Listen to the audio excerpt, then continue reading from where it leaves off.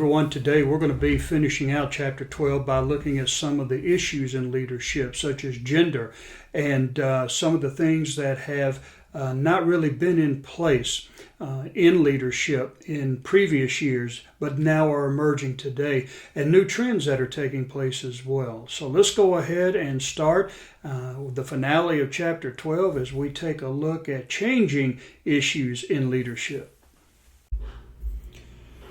Okay, well, welcome back to the final section of Chapter 12 of Contemporary Views of Leadership and Organizations. What we've seen so far are just a few models of how leadership has evolved from the autocratic, leader-centered type of models to the employee-centered or follower-centered type of models. Now, today we're going to take a look at some of the trends that have evolved in leadership. Now, let's take a look first at the changing nature of leadership. And I'll go ahead and just put all of this stuff up on the slide. Let's see. Okay. The leader as a mentor. Now, you've heard me say throughout the last several weeks, when we started to look at the evolution of leadership, how leadership has changed.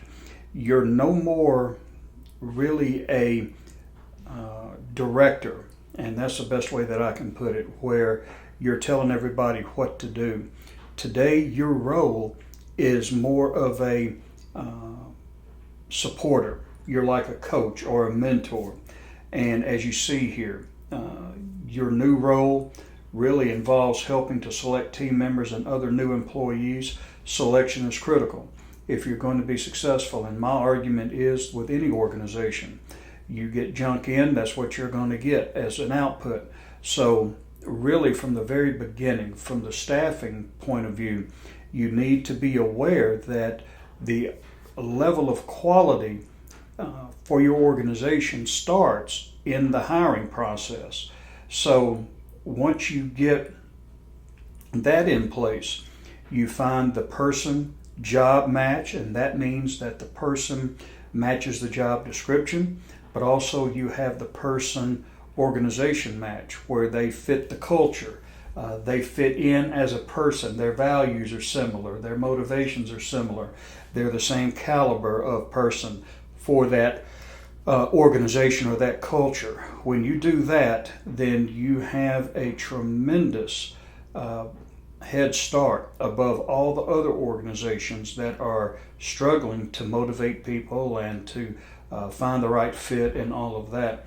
And then once you get the new employees who are right, then you can select the team members and develop them, groups and so forth, and it just changes the landscape of the organization when you hire the right people in the first place. And you provide general direction. I mean, you're not withdrawn from the whole organizational priority and the objectives. You do get involved, but here you're not, you need to go over there and take that wrench, or you need to get on that assembly line and do this, that, and the other. You provide general direction. The people should have already been trained and motivated to do the job. If not, they should be in the process of that.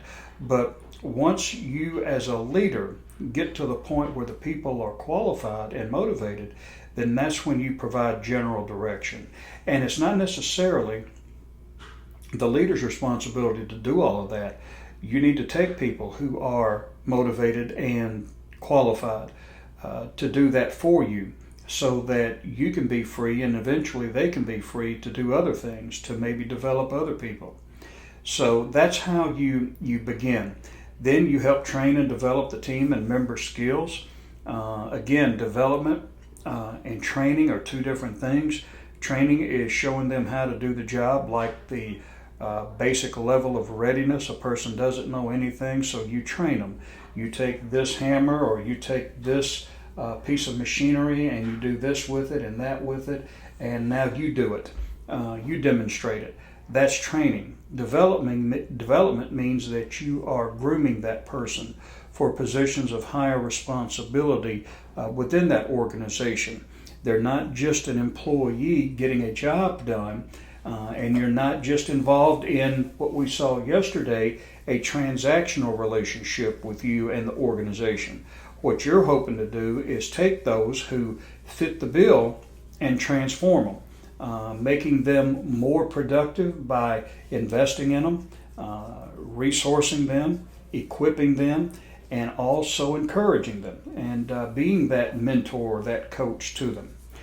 Then you help acquire information and resources, and really that's what much of the job will entail these days, is gathering intel or gathering data and gathering information, because that's the place that we're at right now in the information age. And then help resolve conflict and mediate disputes, and that goes a long way today in organizations. When you're looking at diversity and bringing this melting pot of people together, then that's ultimately or invariably you're going to have disputes, you're going to have conflict, and these things have to be worked out. And here you need to understand the fundamentals of conflict management and how to arbitrate or mediate and help them come to a conclusion or resolve the issue without there being a lot of collateral damage or hard feelings along the way, because then you've got to deal with the after effects of the conflict if you can't get them to resolve their problems at that point productively. Now also we have gender in leadership. Now there's a lot of controversy with women in the workplace about the supposed gap in pay, which I don't believe there is, and I don't believe there's really the discrimination that there used to be. I believe what we're seeing now, when we see women underrepresented financially and positionally, is because many women are just emerging now into these normally masculine fields. For instance, engineers.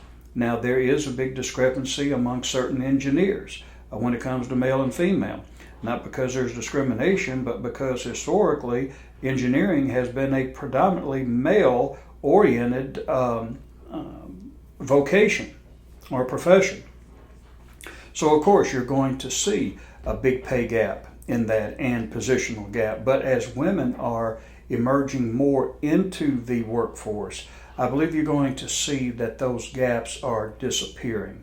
Studies show that overall, yes, there are differences, but when you get within specific industries like engineering, maybe, or medicine, then no, there's not that much of a difference at all. If there is, it's negligible. So today, women are becoming more assertive in the workplace. They're becoming more prominent. As you see, the stereotyping is no longer valid. Stereotyping of styles is no longer valid. Women tend to be more democratic decision makers. Men more autocratic. Women may have stronger interpersonal skills. Now, when I teach leadership at the graduate level, and these are people who are already in the workforce, they are more or less professionals already. They're just trying to elevate their careers with a master's degree, and many of them are already in positions of leadership. Now, one thing that I found interesting is that when I talk to men who have female supervisors, they tell me that they really don't have a problem with them. Now, there are some who do, but more often than not, when I ask women that question about having women supervising them or leading them, they tell me that they are more aggressive towards the women than they are the men. That they're harsher, they're more abrupt, they're less interpersonal. And what I've come to at least discover is that when it comes to women leading women, there's a sense of having to prove that they can hold their own. So A man may not feel the pressure that a woman feels in the leadership role. He may be used to it. He may be seen as just the natural choice for a leader. But a woman to be a leader may feel that she has to go above and beyond, that she may have to assert herself more directly or more aggressively than the male in the workplace. I'm not trying to, of course, stereotype anybody, but these are the testimonies that I've heard when it comes to females in the workplace and them asserting themselves in a leadership role. Women may confront more opposition and therefore involve others in decision making to reduce conflict. They may be more collaborative, and then cross-cultural leadership. Culture encompasses both international differences and diversity-based differences within one culture, and that is a difficult task when you are taking a look at cultures. There are some cultures that are more masculine, and women in the workplace is really a taboo, and maybe in their home country, but here in America it's par for the course. So they may have difficulties. You may have others who have distinct views on Western society. Some cultures don't work 8 hours a day. Some may work 6 hours and go home to the family because the family is more important than financial gain. So there's just different cultures, and that cultural diversity comes into play when you bring them into the workplace and you put them in positions of leadership, or you put leaders over them and their values conflict. So these are the challenges. I don't think it's going to be a matter in the future, even today, of a leader being technically competent. I believe they're going to have more emotional intelligence, and they're going to have to be more sensitive to diversity than anything else. Not that they won't have to have the technical knowledge of the organization so that they can, provide guidance, but I think the biggest issue today will be that of diversity. Now, when it comes to emerging issues in leadership, we have strategic leadership, we have ethical leadership, and we have virtual leadership. So let's go ahead and take a look at those. Now, when it comes to strategic leadership, this is your ability to know where you're postured in the environment and within the organization itself. And strategic leadership requires that leaders be capable of understanding the complexities of both the organization and its environment, and then leading change in the organization to achieve and maintain a superior alignment between the organization and its environment. So again, we go back to systems management, where the organization is not a standalone entity. The organization, from an environmental standpoint, a macro standpoint, takes in from the environment and it transforms what it takes in and then produces an output back into the environment. So it's affected by, and it does affect the environment. Now, from a micro level within the organization, the same thing happens. Every department within that organization takes in inputs, it transforms it into some type of output, and then the output of one department would be maybe the input of another one. It may not be like an assembly line, but there's an interdependence there. And the problem that we've had in the past is that organizations have functioned as independent entities, where they really haven't considered that what I do will have an impact on someone else in the organization, and what they do will have an impact on me. So the ability to step back from the trees and see the forest is really what systems management is all about. You see everything intertwined, interrelated, interdependent. You don't see one single entity within the organization as a standalone. You see each department contributing to the greater whole. And that's part of what we see here is going to be required of organizational leadership. Now, managerial requirements. You need to understand the organization, understand the organization's environment, awareness of the firm's alignment with the environment, and ability to improve the alignment. So what you're looking for here is congruency. You want to make sure that within that organization that your vision is matching your operational goals, your strategic goals, your everyday operational goals, strategic goals. All of those are equal, or they're congruent. They're in line, in other words, and that each individual, from the leadership down to the worker, whether it's individual workers or whether it's as work groups, that they are all functioning appropriately to be able to meet those operational goals and ultimately those strategic goals.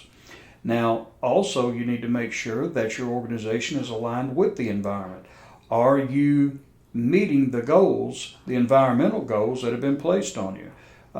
If your goal is to provide for a certain demographic in a region, is your organization equipped, and is it doing that?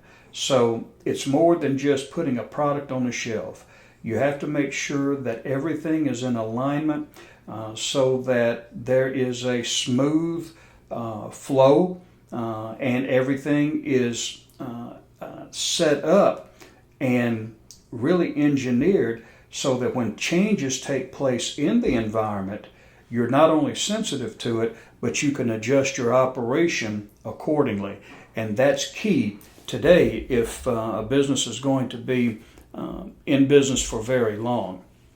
Now, we also have the ethical issues that companies are having to deal with. Now, with corporate scandal the way it was back in the 90s, in the early 2000s, there's been a lot of legislation that has come down. Also, too, with the new approach that we've had towards civil rights and diversity, a whole lot of legislation has come down. So you have a fine line to walk if you're going to be in leadership. Here you see increasing pressure for high ethical standards for leadership positions. The days of cooking the books and corporate scandals and all of this are, pretty much over because of the way that the government has responded to corporate corruption. There's increasing pressure to hold leaders accountable for their actions, and there's increasing environmental pressure for stronger corporate governance models. And today we see not only what we call environmentally friendly organizations or corporations. Today we also see corporate social responsibility coming into play. What are you giving back to the environment? What are you giving back to people? When you take a look at things like or companies like Coca-Cola, they are very socially conscious, and they have a dedication to making the world better, not by giving them carbonated drinks, but by going to third world countries that are underdeveloped and helping them produce equipment or whatever that can give them clean drinking water. So there are ethical, environmental issues, not just to maintain a safe and clean company, but to also make sure that the environment is being taken care of and not damaged by these companies. Now, virtual leadership. This is is going to be another challenge of the future. It's here today, and it has its own advantages and disadvantages.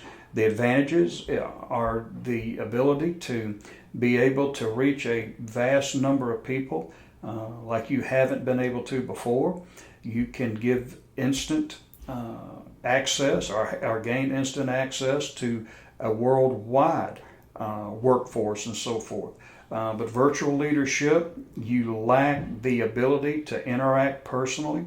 So there's that challenge of being able to connect to the people, which is so crucial today in business. but you see changes in leadership and mentoring as in-person contact replaces virtual contact. So you've got to just realize that the days of in-person contact may not be there. You have less nonverbal communication. Increasing importance of email role in conveying appreciation, reinforcement for those that are striving for attention, that are extrinsically motivated, who need to be validated. That may be a challenge. Face-to-face leadership skills become critical as opportunities decrease for direct contact. So your ability to interact personally may decrease. So the time that you are on face time, or you're there doing virtual meetings, you need to be very equipped and adept at doing that kind of thing.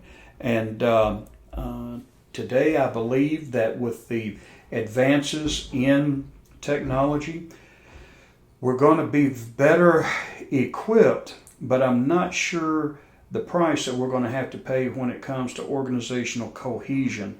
Already there is a shift in cultural values as opposed to the days of when I first started in the professional world, or especially when our dads and grandparents were there. There was something called company loyalty.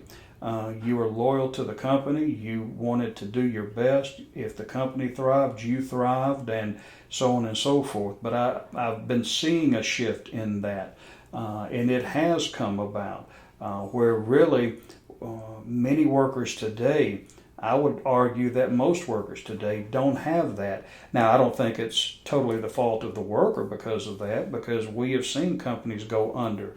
We have seen corporate scandal. We have seen people who have been ruined by the companies that they have supported and worked for. But what we're seeing today, I believe, is an erosion of cohesion within the company. That culture has become less, that iceberg that I mentioned earlier has become smaller. As the values and the amount of camaraderie and teamwork and oneness has decreased over the years. So it'll be interesting to see about leadership and how it is intertwined with the virtual world. But these are some of the issues that you're going to be dealing with from a strategic standpoint, an ethical standpoint, and a virtual standpoint. And this is the wave of the future. So I would start preparing for it now if you haven't done so. Even in our churches, we're having to deal with this.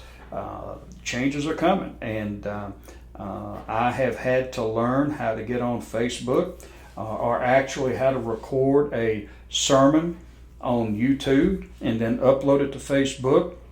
I haven't gotten to the point of live streaming yet, but I'm sure that's just another step away where I'll have to do that and reach more people and so forth. But as far as hearing the gospel, it's a great tool, but for those that are hearing it, being able to interact with me, and they're halfway across the country, those pose challenges that are not present when you're sitting in a church or in a boardroom and interacting with each other face to face.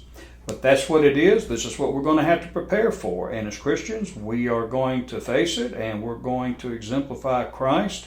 No matter what the format or platform may be, we're still called to do our best as leaders, and not only just as leaders, but as Christian leaders. Well, everyone, today we saw some of the issues that are emerging in leadership and some of the things that are changing with leadership. You know, just as organizations are changing and we are changing, so too does leadership. We have to adjust to the times and be able to fit the environmental demands and address and do the best we can with the environmental demands that are being placed on us. These are just some of the basics. As you go on in leadership, whether it's in ministry or in business, you're going to see that the demands are going to increase, that they're going to be ever changing, and the successful leader will be the one who can adapt to those times. God bless you, and we will see you next week as we start chapter 13.